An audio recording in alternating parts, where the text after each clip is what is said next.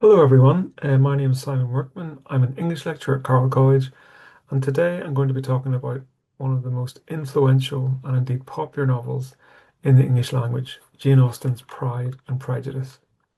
In terms of our talk today, we'll begin by talking a little bit about social setting and cultural context, and indeed the genre in which you might place this novel.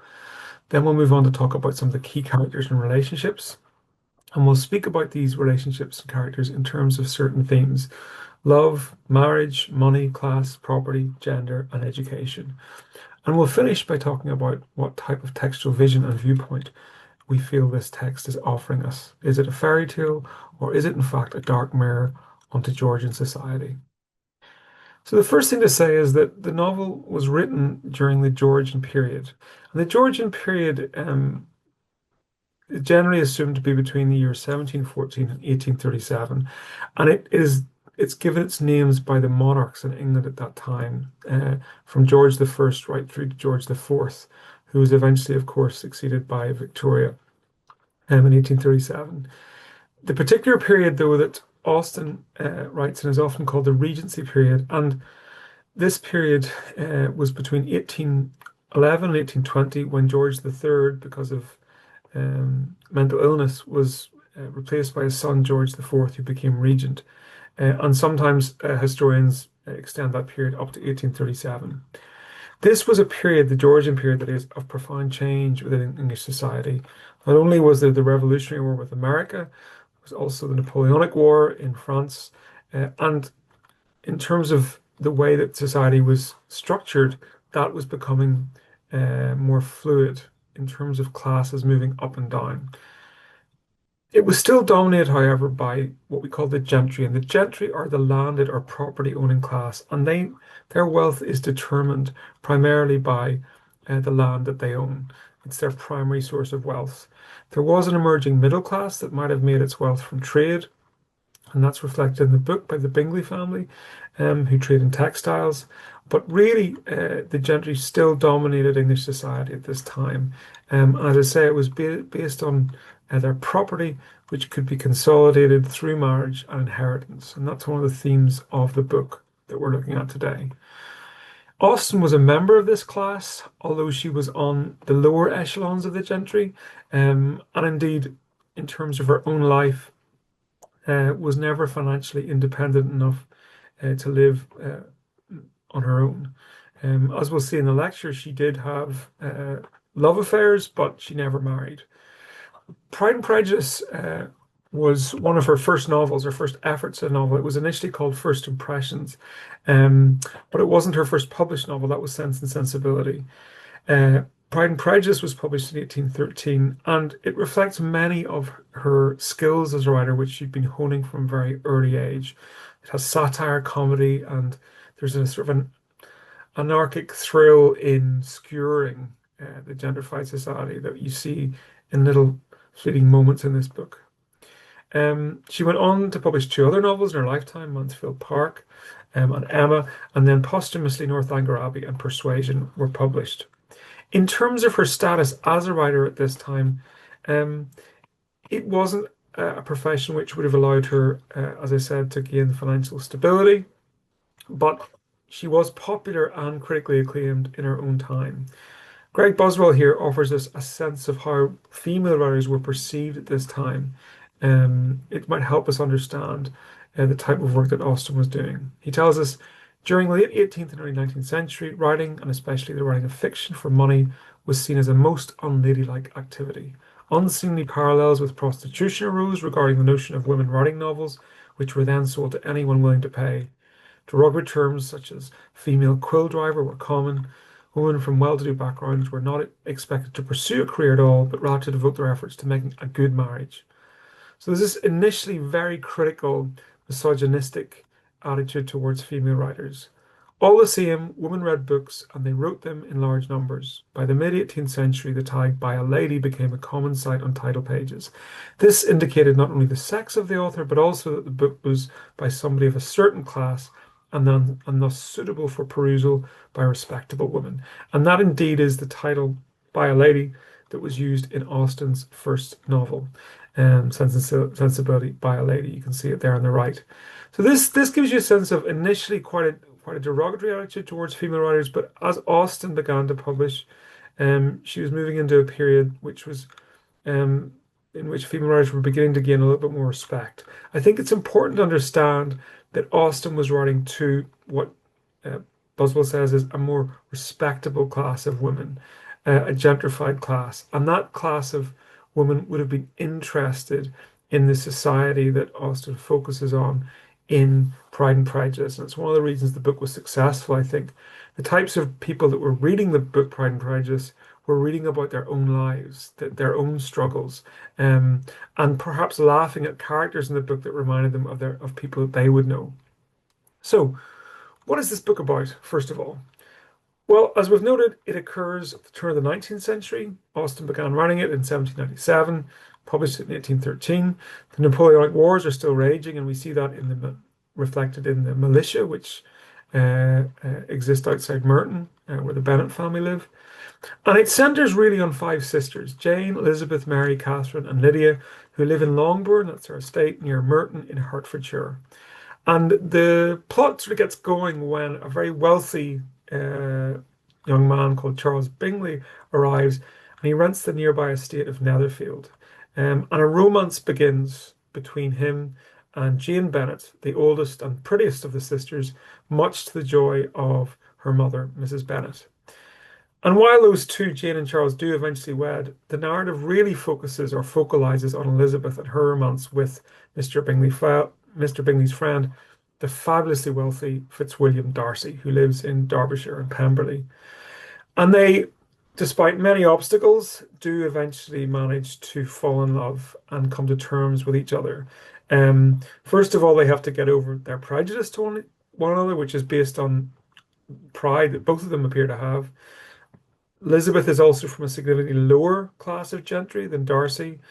Darcy's relationship with Elizabeth is opposed by his aunt, Lady Catherine de Bourgh, who lives in Rosings in London, and she's hopeful that her daughter Anne might marry Darcy, and she's viciously against this relationship. And they also have to get over the lies that um, George Wickham is the son of a former servant of Darcy's father, and George Wickham spreads lies about Darcy that he mistreated him, that Elizabeth initially believes. So they triumph over all of these problems, these confusions, and eventually, as we find out, successfully get engaged to be married. These are the various locations that I've mentioned. Most of the action takes place in Longbourn and Netherfield, but we do go up to Pemberley, as we'll see later on, and down indeed to Brighton, where Lydia eventually elopes or attempts to elope with the dastardly Wickham. In terms of genre, the novel has primarily been thought of within, I would say, these four genre. Firstly, and perhaps most popularly, it's been seen as a romance novel. That is primarily focused on love with an optimistic or satisfying denouement. And that's indeed how it's been, I think, filtered into culture most prominently. It's also important to understand it as what's called a comedy of manners. And this is a sort of a witty, uh, satirizing text that often makes the conventions or manners or behaviors or mores of a particular group seem absurd. And certainly there are many moments in this text in which Austen gently and sometimes more viciously pokes fun at the gentry, particularly those in the higher orders of the gentry. Thirdly, it's sometimes been understood as what's called a Bildungsroman. This is a novel in which a protagonist develops morally, spiritually, or psychologically, and certainly we can see that with Elizabeth, who is an extremely well-developed character who evolves and changes quite profoundly throughout the novel and comes to terms, I think, with her position within society, you might argue. And finally, and this is perhaps where Austen is most influential as a novelist, it's seen as a realist or a proto-realist, a novel which anticipates certain types of realism. What this means is that Austen offers us more psychologically complex characterization, a more granular, perhaps more objective or more accurate description of social life, especially domestic social life. And also, one of the devices that Austen pioneers in this book is the device of what's called free indirect discourse. And what that means is that while we are reading the book from the point of view of the third person, often we get really incisive insights into Lizzie's character in particular. We filter the world through her consciousness, even though she's not writing to us directly in the first person. Austen manages to bend the text such that we understand her world, her being in the world, and what she senses and feels quite profoundly. And that's again one of the, I suppose, great influences of this book, the way that it brought realism along and the way that it brought character complexity along. In terms of its influence, um, you've probably seen one or some of these adaptations of the book. The BBC alone have done several, almost a dozen. There are just two of them. I think the 1995 one there in the middle with Colin Firth as Mr. Darcy is perhaps the best adaptation of the book thus far. But it's also had a rather sort of comical hybridization into other different sort of genres, fantasy genres. I don't know what you'd call Rockstar, Fitzwilliam Darcy and Rockstar. I'm not sure that sort of soft romance, but certainly Pemberley, Mr. Darcy's dragon, and he does. I thought that was a euphemism for something else, which we'll not name, but it really is about his actual dragon, and so it's going in the realms of Game of Thrones there, I think. We also have Mr. Darcy's Pool. I think the less said about the better. 50 Shades of Mr. Darcy again. The less said about that, the better. And Pulse and Prejudice, in which Darcy's a vampire. So it's sort of hybridizing with the Gothic. Perhaps the most prominent and popular version of a sort of Gothic Pride and Prejudice crossover is Pride and Prejudice and Zombies. And this was made into a relatively successful movie. The book version was made into a relatively successful movie and then into a computer game as well. And I think that tells you something about the cultural influence and significance of this text, that it's able to permeate into all these different types of media right into the 21st century. And of course, you may have seen Pride and Prejudice on social media, in which Sarah Day and Claire McGowan convert the book into a kind of social media story in which the various characters are on different sort of social media platforms, and sort of reinterprets the book for that generation.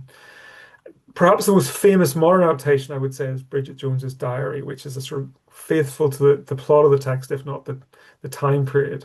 Um, and one sort of more subtle, and I mean, obviously an Irish academic, one of the more subtle influences that Austen has had on sort of contemporary literature is on Sally Rooney's work, particularly Normal People, which, though not sort of slavishly paralleling Pride and Prejudice, it does bring up issues of class and love and courtship in a way that I think Austen would have approved of. Certainly, Sally Rooney's style and her interests owe something to Austen, and she has been clear about that in interviews.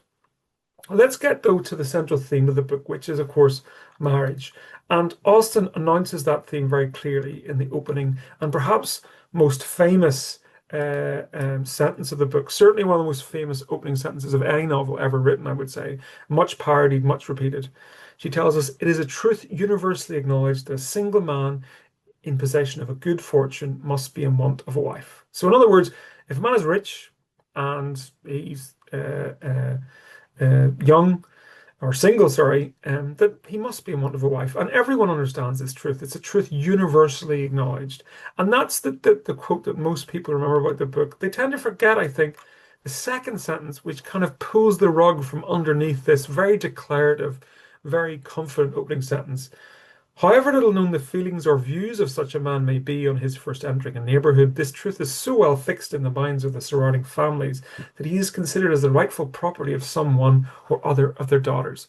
I think what these two sentences alert us to as readers of the book is, one, that Austen is going to be focusing on marriage and courtship and how one attracts a man or a wife, but also that there is a sort of gently humorous comedic tone being adopted by the narrative, its point of view, because there is an obvious contradiction or dissonance between this very declarative opening statement with its claims to truth and then the revelation that really this is the truth that the surrounding families of any neighborhood in which a rich man enters have made into a truth. It's just an opinion that they have hardened into fact.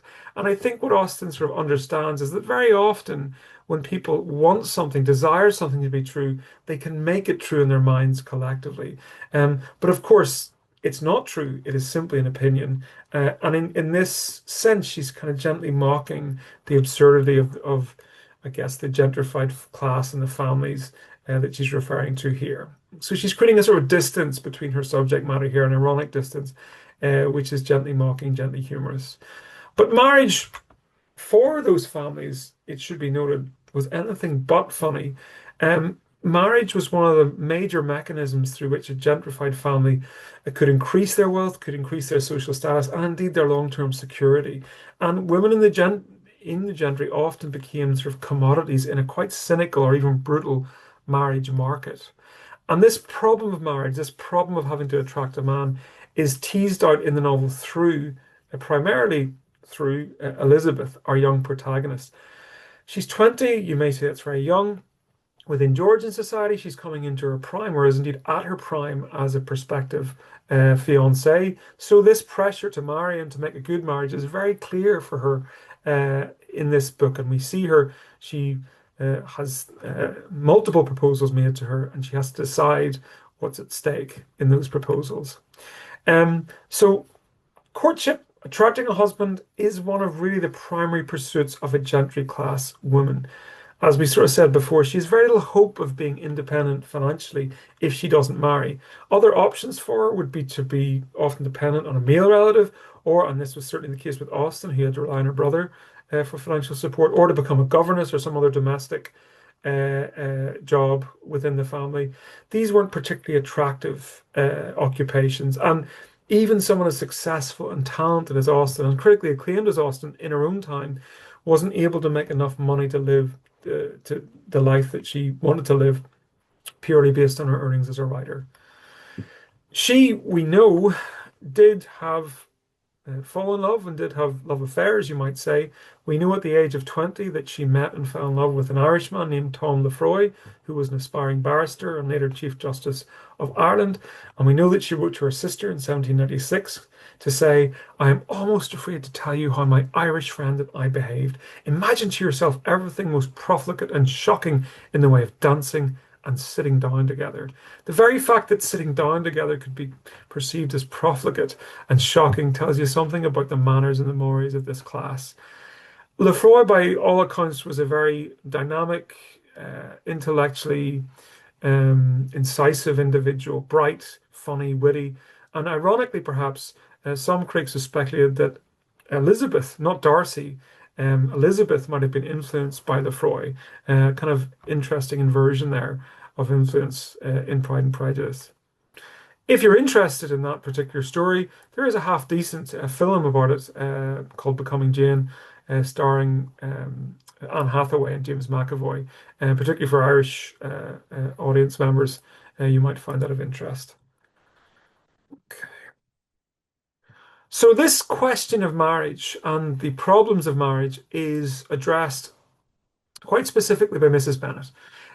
In chapter 13, Mr. Bennet reflects on a letter he's received, and he tells us, about a month ago I received this letter, and about a fortnight ago I answered it, for I thought it a case of some delicacy and requiring early attention. It is from my cousin, Mr. Collins, who, when I am dead, may turn you out of his house as soon as he pleases.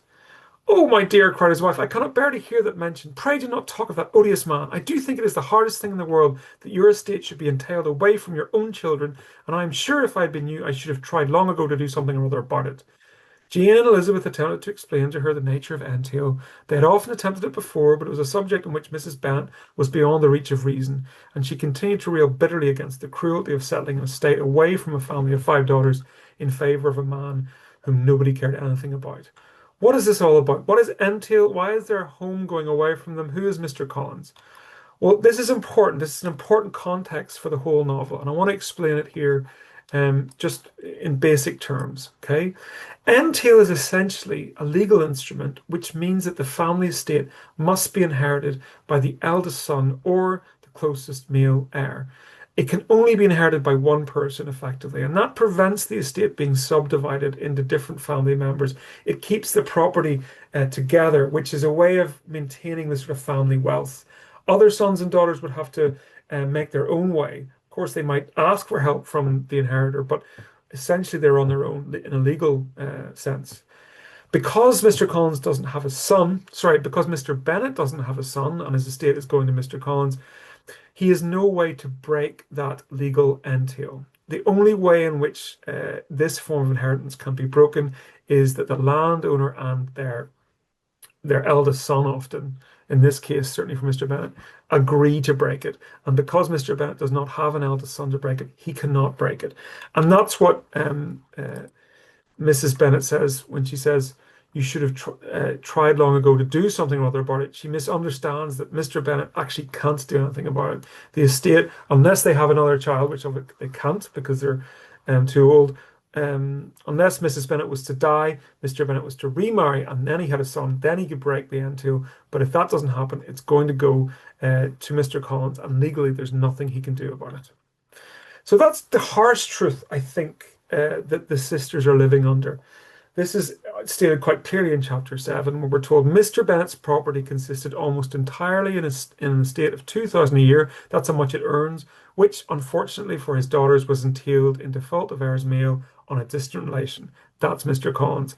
And their mother's fortune, though ample for her situation in life, could but ill supply the deficiency of his. Her father had been an attorney in Merton and had left her £4,000. So Mrs. Bennet does have £4,000 in terms of her inheritance from her father, but that's not enough to make up for the lack of her husband's. And Mrs. Bennet says quite rightly, "I am sure I do not know who is to maintain you when your father is dead. I shall not be able to keep you."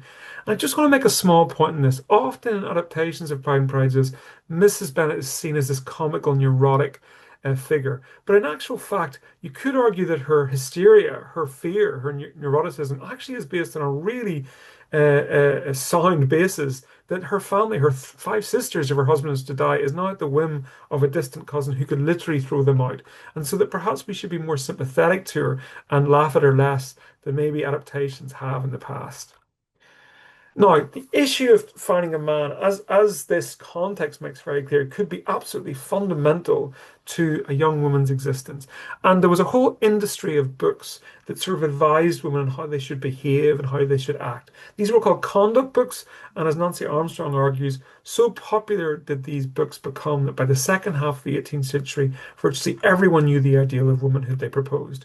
One of the most popular conduct books of the period was this book by the Marquis of Halifax, The Lady's New Year's Gift or Advice to a Daughter. It went through many different editions, and in terms of its overall vision of men and women, I just want to quote you a section for it, where the author says, "We are made of differing tempers, that our defects may be the better mutually supplied.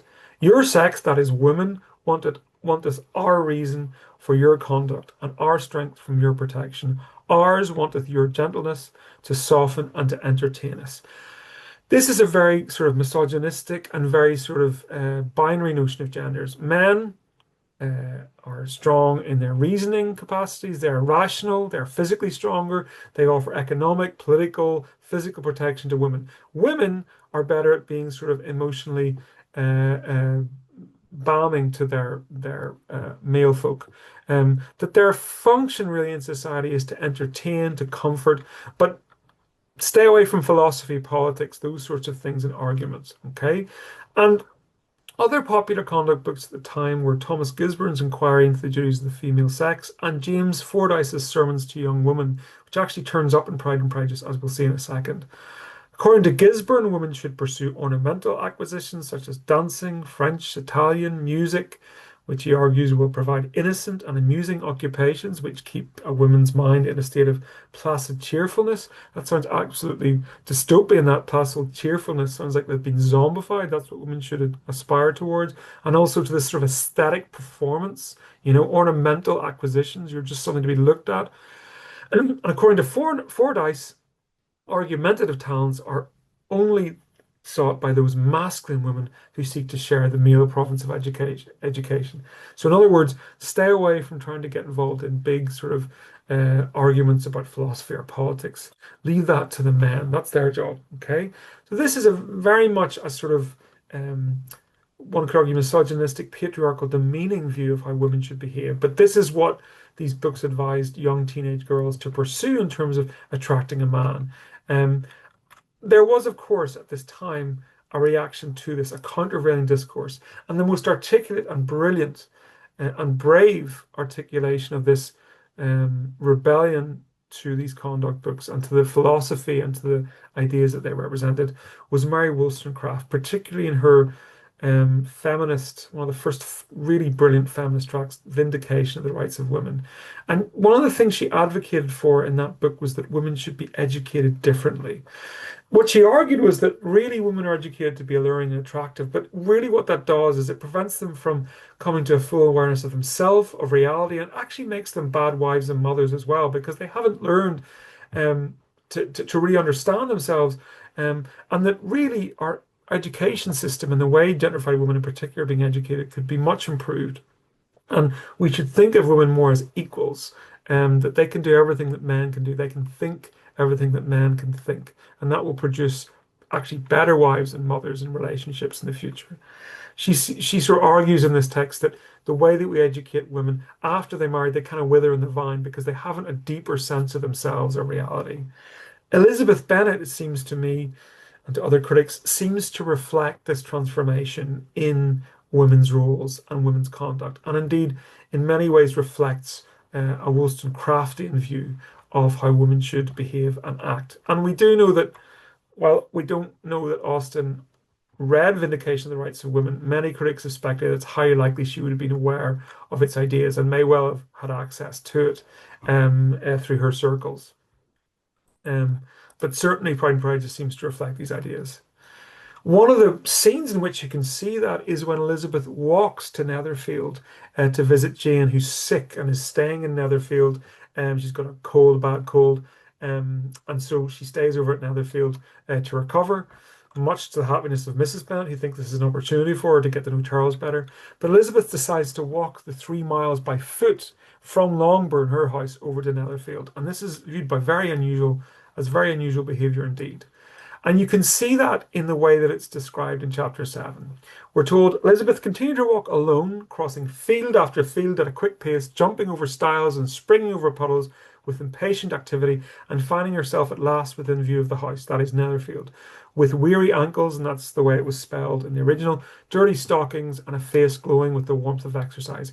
Here we have a gentrified woman acting in what would be an unconventional manner. She's traveling on her own for a start. She doesn't have a male chaperone. She's athletic. She's shows a degree of bravery in terms of her journey.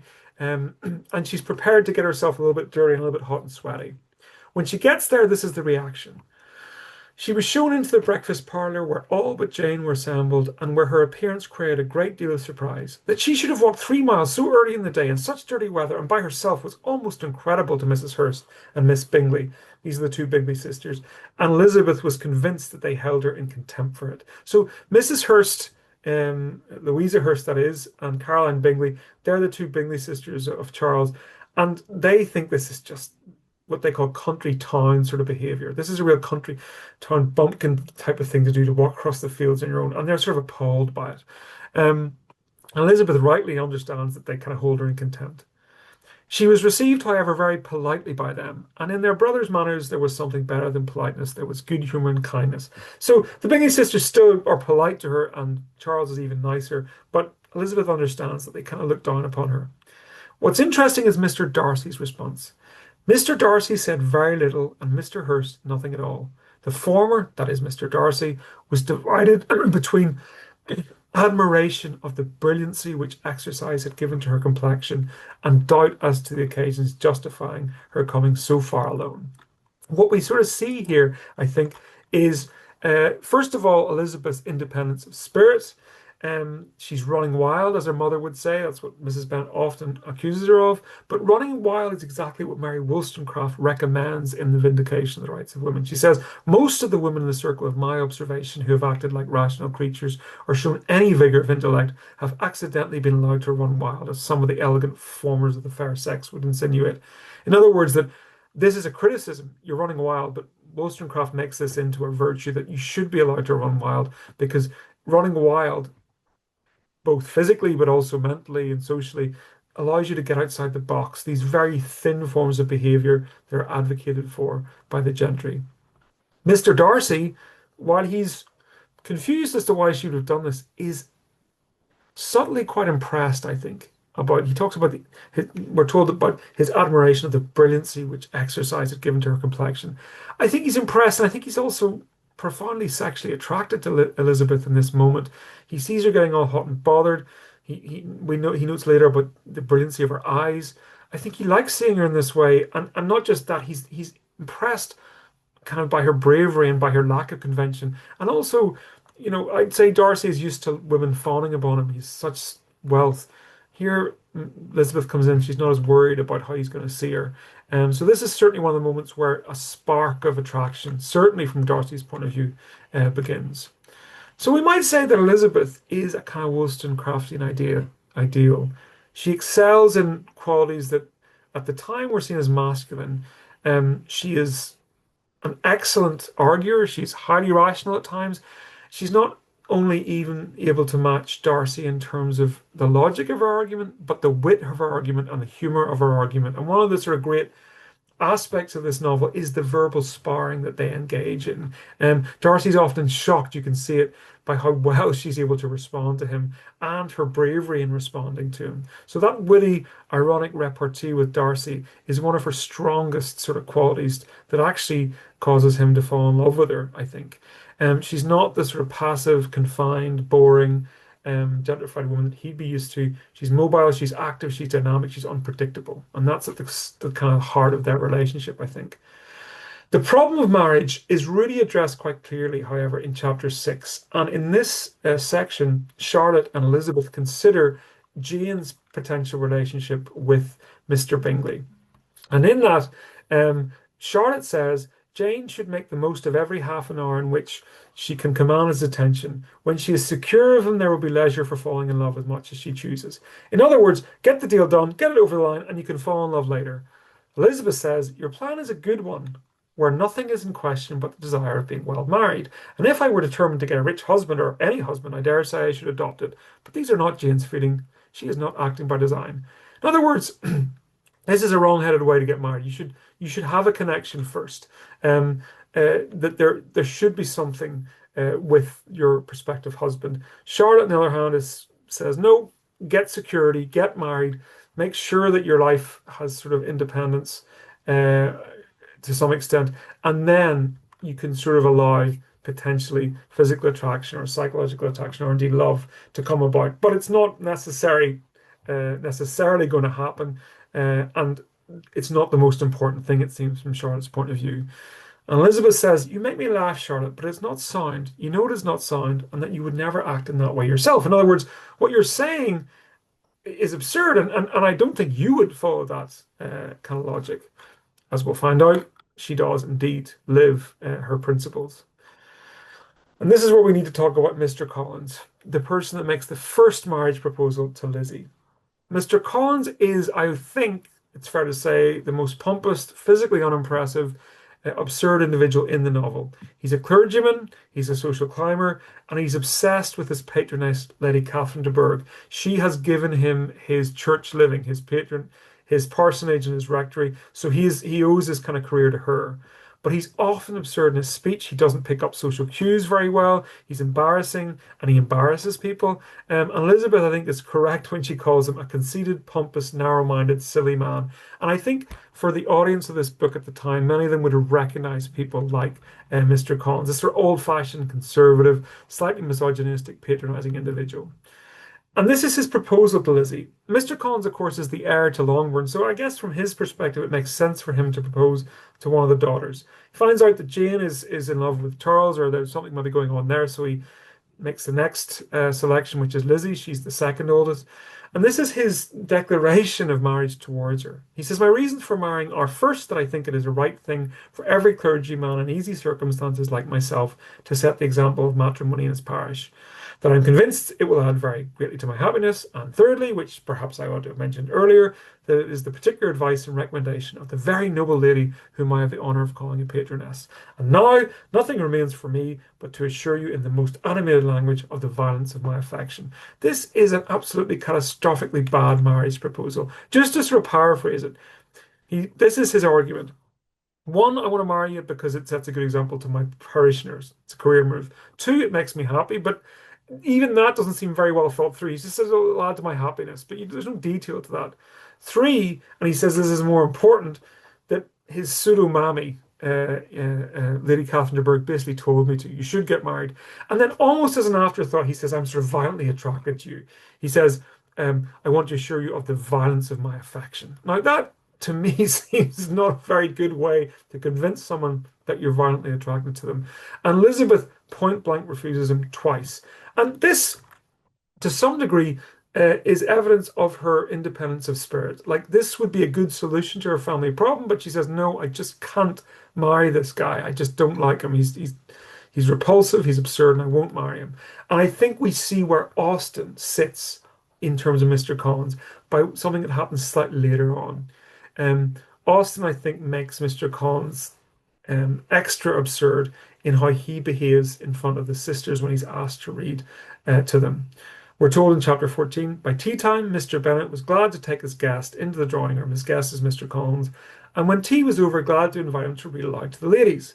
Mr. Collins readily assented, and a book was produced. But on beholding it, for everything announced it to be from a circulating library, he started back and, begging pardon, protested that he never read books.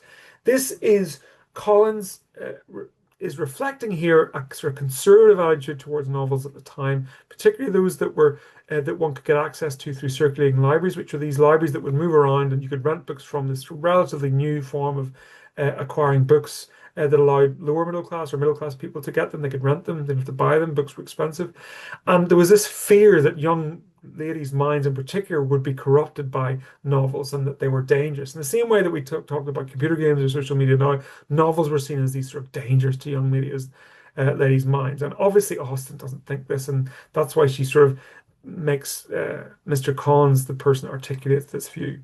In any case, he decides to choose something else to read, and we're told Kitty stared at him and Lydia exclaimed. Other books were produced, and after some deliberation, he chose Fordyce's Sermons. Lydia gaped as he opened the volume, and before he had, with very monotonous solemnity, read 3 pages, she interrupted him. Here, I think Austen is stating very clearly, by making Mr. Collins the promoter of Fordyce's Sermons, her attitude towards these form of conduct books. She's satirizing them. She's telling us that these are old-fashioned, pompous, patronizing forms of discourse that women should not have to read. And I think in terms of her vision of education, if we were to call it that, she is making a very clear point about the absurdity of these forms of conduct books. They're old-fashioned, and only people like Mr. Collins actually should believe in them anymore. However, despite all Mr. Collins's deficiencies, Charlotte Lucas does, in fact, decide to marry him. And she tells Lizzie, "When you have time to think it all over, I hope you will not be satisfied. I hope you'll be satisfied with what I have done. I'm not romantic, you know, I never was. I ask only a comfortable home. And considering Mr. Collins' character, connections, and situation in life, I am convinced that my chance of happiness with him is as fair as most people can boast on entering the marriage state." What Lizzie sort of says in response to this is that Charlotte has sacrificed every better feeling to worldly advantage. Charlotte, the wife of Mr. Collins, was a most humiliating picture. So what Elizabeth is effectively saying there is that Charlotte has, in sort of in exchange for a comfortable home, she has sacrificed every better feeling. And what we might understand every better feeling to mean here is the joy of good conversation, deep connection, and also, of course, sexual and sensuous pleasure, which it looks highly unlikely she's going to get with the horrible Mr. Collins. And this choice of Mr. Collins tells us something about how Charlotte and Lizzie think about marriage and prospective husbands. And we might initially agree with Lizzie and say, my God, Charlotte has sold out here. For financial security, she's sacrificed so much. But perhaps we shouldn't be as critical of Charlotte. She's 27 in the book, and in Georgian times at that age, that would put her on the shelf in terms of her prospects. She's also not attractive. We're told that she is without ever having been handsome, handsome being beautiful, and she's referred to by Mrs. Bennet as plain. So she doesn't have the looks of Lizzie. She's older than Lizzie. She doesn't have a dowry. She's not rich. So in terms of her prospects of finding a man, they're really, really probably quite low. And maybe Mr. Collins is her best option. She will, of course, have to face her sexuality. Um, and we're told in the book that she often encourages Mr. Collins into the garden to tire him out or to go on walks, and she avoids him in the house in case he maybe gets a bit handsy. But ultimately, this is preferable to being maybe a spinster or a governess or a burden on another family member. At least she gets to keep her own home. She will unfortunately have to do the deed with Collins, because she will need to provide an heir to their estate. But um, what we might say is that yes, she sacrificed a lot, but perhaps she's simply living in the real world. She doesn't have what Lizzie has in terms of attraction, youth, beauty, and that she is a victim of social convention, not a sellout, but a victim. And her life really is a really stark example of how Austen is able to show us the inequalities and the inadequacies of Georgian society for young women. Lizzie, of course, has a second option, George Wickham, and he's the kind of bad boy stud of the book, at least early on. We're told in chapter 15 that the attention of every lady was soon caught by a young man whom they had never seen before, of most gentlemanlike appearance, walking with an officer on the other side of the quay. This is Wickham, who's now in the militia. All were struck with the stranger's air, all wondered who he could be. His appearance was greatly in his favour. He had all the best part of beauty, a fine countenance, a good figure, a very pleasing address. He's an absolute, um, alpha male hot stud, okay? Very charismatic, very attractive, good looking, well built, etc. And even someone as smart and sassy and independent as Elizabeth is taken in by Wickham's charms. The reader tells us that the agreeable manner in which he immediately fell into conversation made her feel that the commonest, dullest, most threadbare topic might be rendered interesting by the skill of the speaker. And she gazes at him longingly, and we are told later that she could think of nothing but Wickham. So she sort of lingers and longs to speak to him and thinks everything he says is interesting, such as his charisma. But Wickham, of course, ends up marrying Lydia, the youngest Bennet's sister. Um, and she's very young. She's only 15, and we're told that she's a stout, well-grown girl of 15 with a fine complexioned and good-humored countenance. She had high animal spirits and a sort of natural self-consequence. While Elizabeth, or indeed Jane, might be the most attractive of the sisters, Lydia is definitely the biggest flirt. And critic Darryl Jones has a great phrase. He calls her a teenage sex bomb, which I think is correct. But if we look at these two marriages in terms of this theme, we see two extremes. While Mr. Collins is financially secure and can provide a comfortable home, he's unattractive, he's obsequious, he's charmless, he's emotionally limited, he's pompous, he's obsessed with social class. And while Mr. Wickham is charming, ingratiating, exciting, physically attractive, to virtually every gentrified lady in the novel, he's interesting, he's charismatic, he's also a lying, cheating, untrustworthy blackguard and a vagabond, okay? And he's a gambler and he's up to all sorts, okay? And he's not good with money. So both kind of marriages don't balance correctly. One might have passion, but it might lack stability. The other might have stability, but it might lack passion. And what you could argue or say is that both Charlotte and Lily have failed to sort of balance certain prerogatives of marriage. What you could also say at the same time is both of them are victims of the society in which they live. Charlotte, because of her age and because of her looks, can't find a better husband, and Lydia, because of her youth and because of her education, doesn't have the cop on to see that Wickham's a bad choice. And it probably is living a sort of a romanticized sort of life because of that. Elizabeth, of course, makes what you could argue is the right choice in Darcy. Despite being offended by Darcy early on, and despite his first marriage proposal in chapter 34, she does in fact fall in love with him.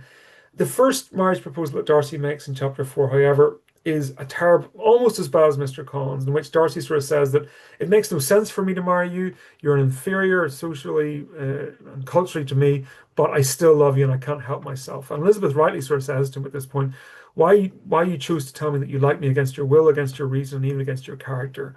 And in this proposal, Darcy shows himself, while he's a gentleman socially, he's certainly not a gentleman in the way he treats her here. And Elizabeth at this point is also laboring under the misconception that Darcy has mistreated Wickham as well. So there's another string, another kind of charge against him. She's also aware that Mr. Darcy has tried to convince Charles not to get with Jane, and that's a second charge that he lays against his feet. What's interesting though is despite all this, I think every other gentrified or most of the gentrified women in the book, Caroline Bingley, Anne de Bourgh, Charlotte Lucas, if Darcy had made a similar proposal to them, even if he'd been as ungentlemanlike, they would still have accepted because Darcy offers such status, such wealth to you. But Elizabeth's refusal, and indeed her mode of refusal, testifies to her independence of spirit. Darcy was the greatest prize, perhaps, that any young gentrified woman could have got in terms of a husband, but she refuses him because she stays true to her own sense of who she is. Darcy begins to change Elizabeth's sort of sense of her understanding of him. Remember, this is a time before social media, before you could look up someone's profile, you could find out about them. She's Her understanding of Darcy is based on relatively few meetings and kind of gossip, and Darcy actually tries to correct her perception of him.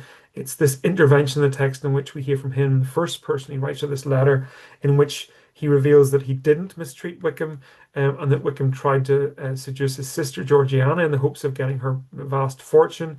And it presents Darcy in a much more a fair light, you might say. So after this letter, it's a kind of turning point in the book. Elizabeth starts to change her mind about Darcy. It really starts to change further, however, when she visits Pemberley, and that's Lyme Park up there on the far right, one of the places in which we think Austen might have based Pemberley on. This is Darcy's vast estate. We're told in chapter 43 that Pemberley was a vast, handsome stone building standing well in rising ground and backed by a ridge of high woody hills, and in front a stream of some natural importance was swelled into greater, but without any artificial appearance. Its banks were neither formal nor falsely adorned. Elizabeth was delighted. She had never seen a place for which nature had done more, or where natural beauty had been so counteracted by an awkward taste. They were all of them warm in their admiration, and at that moment she felt to be mistress of Pemberley might be something. Slightly later, Jane asks Lizzie, "Will you tell me how long you have loved him?" And Lizzie replies, "It has been coming on so gradually that I hardly know when it began, but I believe it must date from me seeing his beautiful grounds at Pemberley." Now, I know what you're thinking. If, and this is Chatworth House, just that's another potential influence on Pemberley that we think Austen might have drew from. If someone saw someone's house that was as grand and beautiful as this, I think I might fall in love with them as well. And I know what you're thinking, that Elizabeth is a gold digger. When she sees her house, that's the moment she falls in love with them. And I know it's sort of fun to sort of make that argument. But if we go back into what exactly she says about the house and what she thinks about a house, she's never seen a place for which nature had done more, or where natural beauty had been so little counteracted by an awkward taste. In other words, Darcy does have wealth. Of course, he has wealth and status, but he also has good taste. And taste is actually a very important thing in relationship. While we might not want to admit it, we judge people by the clothes that they wear, by the shoes that they wear, by the way their house is decorated, by the wearing, the type of cars that they have. These things inform our attraction to them or not. And Lizzie is deeply impressed by the way that Darcy has managed to make his house in balance with its natural surroundings. And she reads, as Austen does, Darcy's personality, his character into his home. His home becomes a symbol of him, and it avoids artificiality and excess and gaudiness and false adornment. It's balanced in the same way he is between nature and culture, and he takes care of his home. He's responsible with it. He's mature with it. And this really endears him to Elizabeth. And she's further endeared to him when she speaks to his housekeeper, Mrs. Reynolds, who tells her, "He is the best landlord and the best master," said she, "that ever lived, not like the wild young men nowadays who think of nothing but themselves. There is not one of his tenants or servants but that will give him a good name. Some people call him proud, but I am sure I never saw anything of it. To my fancy, it is only because he does not rattle on away like other young men." So this is further evidence in Darcy's favour that he's a man of maturity and good taste, and someone that also has all that sort of um, uh, intelligence and learning that she's been finding out about throughout the book. And so eventually, Darcy makes a second proposal to her, and she accepts. And this is again in spite of a late action by Lady Catherine de Bourgh, who tries to scupper the relationship and tries to warn Lizzie away from Darcy. And what we could say is this is a great story. It's the sassy, intelligent, proud heroine triumphing over her relatively meek or lower status position in life to bag the most handsome, the most wealthy, brooding, intelligent man of the book. And I think that's the popular appeal of the book rests on that particular plot point. But it also, I think, has a sort of satisfying quality for some readers in terms of the nature of the marriage that Lizzie makes in terms of the effect that they'll have on each other. And this is articulated in chapter 50, where Elizabeth muses on how the prospective influence that they might have on each other were they to get married. And she says, his understanding and temper, though unlike her own, would have answered all her wishes. It was a union that must have been to the advantage of both.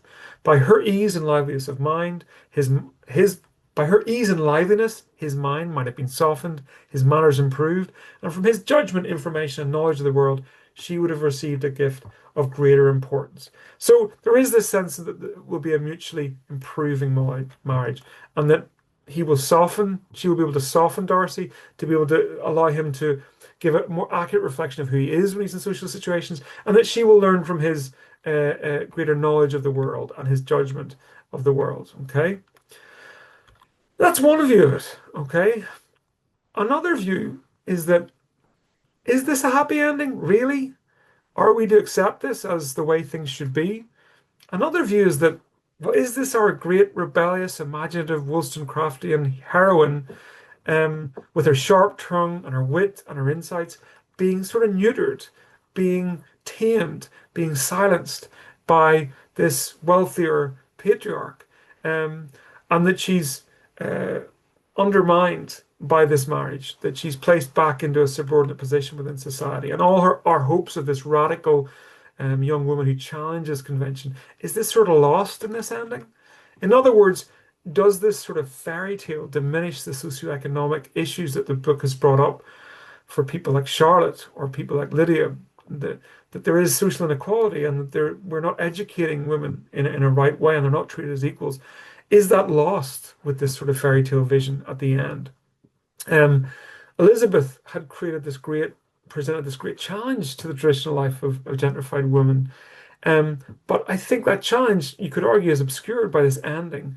And in fact, maybe the ending perpetuates a dangerous myth if that women that might be unhappy with their lives, might be unhappy with society and might want to change it, this vision might say, well, no, if you keep going, you'll find your happy ending. You'll find your marriage with the handsome, wealthy, um, uh, you know, uh, aristocrat, right? That really it sort of sells you a dream that's still possible, that allows the descent to be misdirected.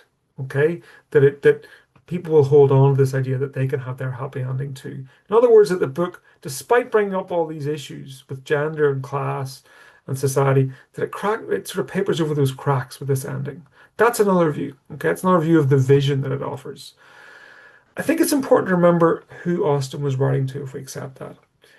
Darrell Jones makes a really good point in his book on Austen. He says Austen's habitual reliance on the marriage plot is then, to a very great extent, determined by the constraints of the publishing market of her day.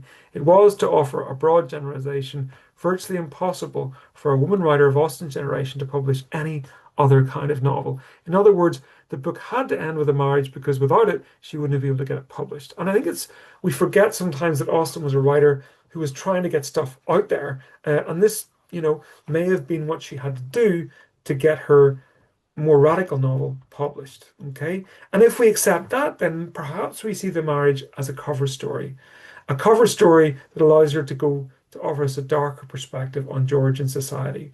And if you're more discerning about this book, you will see that there's ample evidence that Austen is showing us that everything was not right for women in the late 18th and early 19th century. Think of some of the other marriages. Charlotte Lucas, she has to marry the absurd, unattractive Mr. Collins, who's satirized deeply by Austen. Lydia, her naivety blinds her to life with a dastardly Mr. Wickham, who we find out at the end is still looking for money from Darcy in perpetuity. And then Elizabeth's parents were told in chapter 42 that Mr. Bennet was captivated by Mrs. Bennet's youth and beauty on first meeting, but then after he discovers her true nature, respect, esteem, and confidence had vanished forever, and all his views of domestic happiness were overthrown. They, in some ways, are foreshadowing perhaps of Lydia's future. You know, that while they might have had this initial spark of attraction, there was nothing deep there really that bound together, and yet they are cursed to be with each other. So this type of marriage, again, is not good for anyone.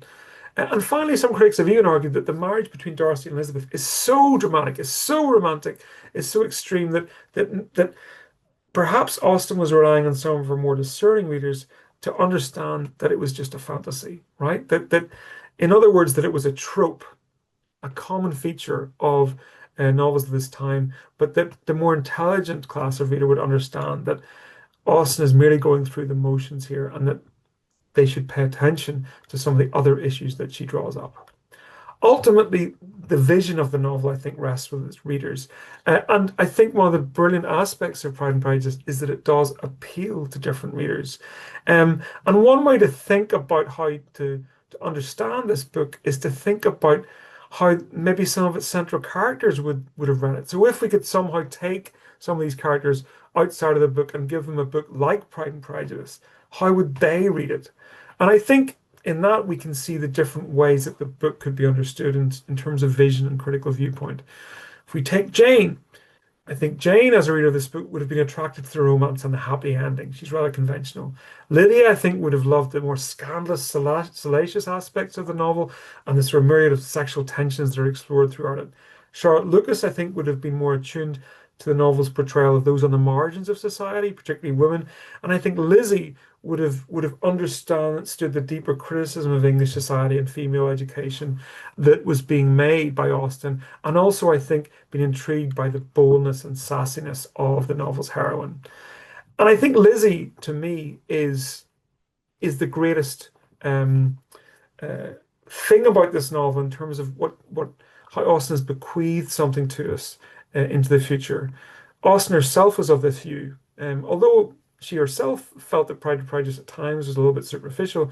She did say to her sister in 1813, "I must confess that I think her, that is Elizabeth, as delightful a character as ever appeared in print, and how I shall be able to tolerate those who do not like her at least, I do not know." And I have to say, I agree wholeheartedly with that. Elizabeth, brave, intelligent, charismatic, challenging the status quo. This is one of the great female characters in all of English literature, and I think it's the apotheosis of all that was good about Austen's writing.